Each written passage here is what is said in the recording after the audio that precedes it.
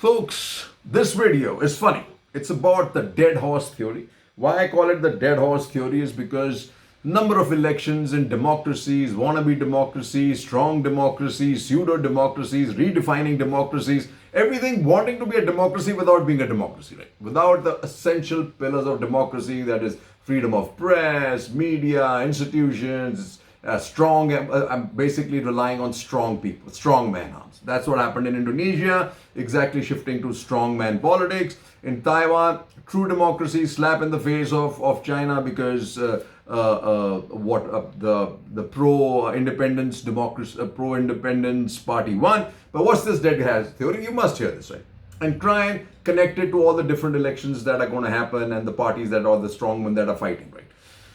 The tribal wisdom of the Dakota Indians passed on from generations to generations says that when you discover that you are riding a dead horse, the best strategy is to dismount. Well, anyone of us will they? Will we? Okay, we don't know. However, in modern business, education, and government, a whole range of far more advanced strategies are often employed You got to hear these strategies, man. Unbelievable, right? First one, buying a stronger whip. CBI, ED, right? Changing riders. All these chief ministers that keep changing. Threatening the horse with termination. Putting people in jail. Appointing a committee to study the horse. Happened with our farm laws. Appointing a committee to study the horse. Arranging a visit other countries to see how others ride dead horses. We are doing that all the time. Lowering the standard so that dead horses can be included. Yeah, whitewashing, right? Reclassifying the dead horses living impaired. Well, some people were supposed to go to becoming Margdarshaks are now being given tickets, right? Hiring outside contractors to ride the dead horse. Well, yeah, how many people from the Congress have now been, moved parties, bought out, threatened, whatever. Harnessing several dead horses together to increase the speed. That's what's happened. Can't you see that? Providing additional funding and or training to increase the dead horse's performance. Yeah, the electoral bonds right out there doing its work. Doing a productivity study to see if lighter rider would improve the dead horse's performance. Declaring that as the dead horse does not have to be fed, it is less costly, carry a low overhead, and therefore contribute substantially more to the bottom line of the economy than to some other horses, right? Rewriting the expected performance requirement for all horses, but this is what's happening, right? Promoting the dead horse to a supervisory position of hiring another horse. Every point can be connected to democracies and these upcoming elections everywhere in the world, especially here, right? So in Taiwan, look at this. Taiwan minister stirs row over racist remark on recruitment from India. Well, let's just put it there. Japan, South Korea, Taiwan, shortage of labor intense. But their preference is going to be people who can merge with their societies. And they're essentially from the Northeast. So if they make some comments about the Yahoos from our part of the country, hey, that's what it is. You want to work there? That's what it is, right? China behavior towards India, Taiwan concerning German minister. This is what is expected. I'm going to tell you what the US is saying about China a little bit. The United Kingdom is another place that's going up for election. There is clear thought process that it's going to be changeover from Sunak, and hence Sunak rules out holding elections in early May. The comments are likely to end speculation that the Prime Minister will call an early general election. Opposition parties have tried to goad Sunak into holding one, saying he was running scared of voters. He probably is, but he's waiting for this too. UK economy returns to modest growth. It's been hammered badly, right? The other place where it's pseudo elections and Putin's going to get a lifelong crown, right? Polls open in Russia, president vote to extend Putin's reign. There are a lot of people who call this and China a democracy. It's really funny, right? Anti-Kremlin protests and arrests mar first day of vote in Russia. What it tells you is just the pure process of voting is not a democracy. All the other 5 issues have got to be there. Freedom of press, freedom of rights, freedom of institutions, constitutional rights, etc. But in the United States, what's happening is Biden and Trump are now their party's presumptive nominees. And don't write Biden off. Don't write Biden off. And I'm going to read this out. I read this out to you before. the important points that are being made here. Biden has plenty of time to bounce back. What it says is because prices increases have slowed, the decline in real income during Mr. Biden's first 2 years in office has shifted to gains in recent months. And if this trend continues in 2024, that could take the edge off the public's economic discontent. It absolutely has. The abortion issue could retain the potency that it had for Democrats in 2022. Robert Kennedy Jr.'s independent campaign may prove more attractive to Republicans than Democrats, splitting the vote. Mr. Trump's determination to seek retribution against the enemies in a second term could play poorly with swing voters, as could a felony conviction. The New York Times poll that has so riled Democrats also finds that a conviction would cause about 6% swing of state voters to shift to Mr. Biden, giving him the victory. But the Biden administration would be wrong to adopt a steady as you go strategy and hope for the best. Instead, it should take the offensive on three social issues: drugs, crime, and immigration, that has eroded the president's support amongst the swing voters. This is what's important, right?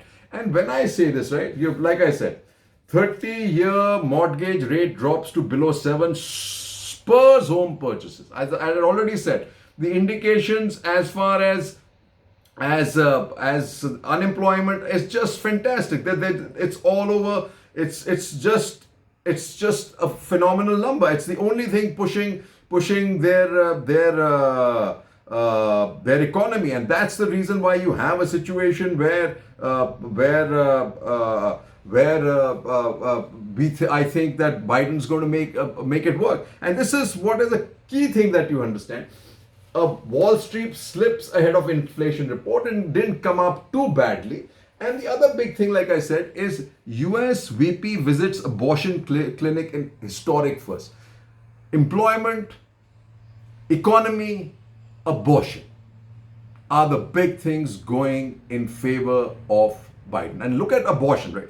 When the Supreme Court overturned Roe versus Wade in June 22, it created shock waves that reverberated through American politics, helping Democrats stave off a Republican rout in the midterm election. But there were always questions of whether the issue would endure with same intensity. Would abortion rights continue to motivate Democrats in 2024 elections, or would the issue follow the path of parental rights for Republicans, a seemingly potent rallying cry that quickly faded? New polling from KFF, a non-profit organization focused on health policy, offers an early signal. It suggests that the Supreme Court ruling fundamentally realigned US politics in the way that may be more durable than Republicans might like, folks. So it's going to play a huge amount. The KFF poll conducted in late Feb suggests that the end of Roe created a new class of energized abortion right voters. About 12% of participants said abortion would be the most important issue to their vote in 2024. That includes 28% of black women, 22% of Democrats, 19% of women in states where abortion is banned, and 17% of women of reproductive age. Of the voters who said abortion was the most important issue, 2/3 said it would be legal in almost all circumstances. Folks, so this is what Biden is working on, right? What's against it is this: new Israel settlements in West Bank against international law, says the US. Israeli general in Gaza summoned after he criticizes government. Biden rebukes Bibi over Gaza deaths but reaffirms support. US ship leaves to set up temporary pier. Hamas says strike killed 20 Gazans awaiting aid. Israeli denies claim. And this is important. And what is further important is bracing for Trump, though I personally don't think he's going to come. And what does Raja Mohan says? His possible presidency is worrying US allies. New Delhi is well poised on the security front, but may need a new framework for economic and trade cooperation.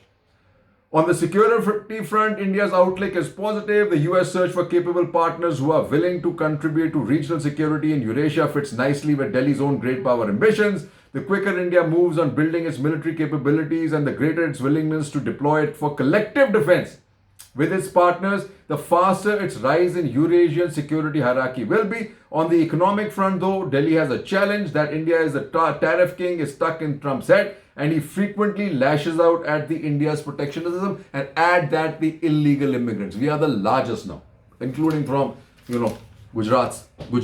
They love us. Seema Sarohi. What she says is very important to know. Shockwaves from last year's revelation that India was involved in an alleged plot to kill a US citizen on American soil continue to reverberate. Another insider was sharper. The question is, what kind of partner are we dealing with? The idea that they would try it here and do it to our ally Canada is problematic. Questions about India's future stance in the Taiwan contingency refused to die after they were raised in widely read articles last year. India's repeated declaration of sympathy for Russia are not helping. The idea that India may not join the fight has implications for defense cooperation. The doubters say list of things the US may be willing to share becomes smaller. We will never do something like the AUKUS with India. One analyst said India has been asking for the technology for years, but there's never been an answer from the US, which itself is an answer, he reminds me. Now, this is exactly following up on what C. Raja Mohan said. Not our spat, says 5i member NZ New Zealand amid Nijja Rao. US and UN expressed concern about CAA. India slams China over Arunachal. CAA criticism misplaced. It will not take away citizenship. MEA. US remark on CAA misplaced, misinformed, unwarranted, says India. US probes Adani companies over bribery charges, his report. I hear that's the fun thing. Another gun guy came out, fire and brim. He wrote an article about Jaishankar that he is firing against Western. We can only fire against Westerns, right? Because we are firing blanks against the other enemy, which is China, the real enemy. But we can fire blanks against the UK, Germany, the United States especially, and Canada. Why? Because they're not going to, they're not your enemies, right? And they have a system where, right, they will keep it quiet. US view on CA misplaced, unwarranted, says India. Turmoil in Afghanistan, Myanmar fuels drug trade, 3,300 kg seized. India is becoming a major drug point. That's how Nijjar's killing got caught, because the DEA was monitoring Gujarat. And that's why you say massive narcotics haul on vessel near Gujarat coast. Gujarat and Mundra, and whoever owns Mundra, is become a huge risk for India's national security. And why do we need the United States? Here, India, US, NSA explore ICET meet before LS polls. Jaishankar and Seoul explore chip tech tie-up. PM says day not far when India becomes global semicon hub. But who is going to make us a semicon hub? You got it. Taiwan, with the permission of both Japan and the United States. We can't become ourselves. And here, India's jets with India's jet engine. Tough ask. Why do we need the United States? You'll ask. Because of jet engines. Without that, we can do nothing, right? But where in the domestic system, there, how India's dominate in America's party system. India's American leaders are central players in the 5 political strands, from the far right to the progressive left, the animate the US today. But they're not all pro-India. Remember all that, right? India, what's cooking? Shaping different narratives, especially for telling the Indian story, is important for what Jaishankar calls cultural rebalancing. Yeah, cultural rebalancing. I can understand all this terminology that gets getting thrown up. If it is fire and brim, foreign minister. Religious internationalism. This is what we really should be aware of. We are going the same way, right? It might open up opportunity. Christian nationalists promise to make America pray again, will ripple in global arenas. America's Christian nationalism is going international. In Europe, variants of Christian nationalisms are on the rise and are boosting far-right political parties. Like in Portugal, the European agenda is similar to the American one. Opposition to immigration, especially Muslims, the protection of traditional European culture, rejection of gender rights, and promotion of family values under threat from the liberal hegemony over social life. Connections are being forged between the Christians, nationalists across the Atlantic, and actually it makes sense. It's very similar to what we do, right? He says, it is not clear if Christian nationalists can overturn liberal hegemony in the US and Europe, but they are bound to make some difference to Western politics, domestically and internationally. This could open up new international possibilities of both the BJP and the Modi government, which have often locked horns with the Western liberal establishment in recent years. But don't hold your horses. Here, what's happening in China? China's slump concerns persist despite global stock market. And why I say for India? Just to remember, India also this time around, it's not going to be religion, not religious nationalism, right? All these polls in democracies are being driven by world capitalism because they wanted to be free, freewheeling, loose, no rules, no laws, no movement of money. But do remember, that money that's coming in, all these guys like this one guy says, India may grow. Just remember the may grow 7% in 2025. This is all about, like I said, bonds, fast money, the companies that are your consulting companies, Morgan Stanleys and banks and so on and so forth. The FDI on the other hand moves with a lot more thought. That needs a lot more, right? Where you see this, you know you're in trouble economically at the micro level. Don't care. GDP is not going to win you an election. GDP growth is not going to win you an election. What it's going to look like, whether you're going to be the largest economy in the world, it's not going to matter. When it's going to happen, nobody knows, right? But this is what's important because this is critical problem. Government pressing for early release of Indians stuck in Russia, says ministry. These are guys being forced to fight. Folks, forced to fight for the Russian army against Ukraine. Taken there because there are no jobs here. They're all donkeys on the run, right? 60 more lured into Wagner army, only 2 have returned. What are we doing? Creating a class of mercenaries because our army is up and hawk. We don't have any, but we are actually losing our ability to defend our infantry, right? Firstly, in terms of what's happening, if anybody of you know in Ladakh scouts, Ladakh Seas now don't want to really shed their blood for the country. Sikhs are also upset because of what's happening to the farmers. Gurkhas, on the other hand, have totally trashed Agniveer and decided, probably I'm hearing, join the Chinese army. And like I said, this is what matters. Jan IIP growth slows, Feb inflation eases marginally, wheat stocks with FCI lowest since 2018. Is that because we are just having to send out a whole bunch of stock to feed that 80 crore people free grains, 5 crore grains? Will our output keep up? We don't know that. India improves HDI position. But hey, that's great news. 134 out of 193, which is a shame. And this is what I say, right? Where you should be doing fire and brim, not against the West, but against this. But here we are pussyfooting. EAM, reaching and maintaining China equilibrium, a challenge. Oh my God, don't we know that? China declines India's request for troop disengagement. They're going to keep doing that because EAM has already washed it and is thrown in the gloves, right? Boundary issue with India does not represent entirety of bilateral ties. China continues along that road. Forces standing up to bully Defense Secretary on China. But I want to ask this Defense Secretary, how are Agniveers with 4 months training or 6 months training, already 4 dead and circumstances that you can't believe in Siachen, a girl suicide in the Navy, Agniveer shot in the head as if he was standing up to the glare of the lights, right? How do you do that if you have trained? I don't know, right? And you're fighting trained soldiers the other side. India, China hold military talks over standoff in Ladakh, going nowhere. Private investment push around the corner. We'll just say around the corner. Everything is around the corner. Government notifies CA rules in big pre-poll decision. Farmers hold rail roko, block trains traffic for 4 hours. India troops boost what east tension, says China. Maldives buys surveillance drones from Turkey to patrol maritime area. Unbelievable. China lodges protests over Modi's visit to Arunachal. China deployed vessel to keep eye on Agni 5 test from Indian shores. India rejects claim on Arunachal. India-China dispute could escalate to armed conflict, says the United States Intel report. And we better be ready. And you can't wash your hands off brimming fire against the West because you need them. You need their help. You need their intelligence. You need their hardware. You need their jet engines. You ain't getting it from anywhere else, sir. Nowhere else. 3 cheers and Jai Hind.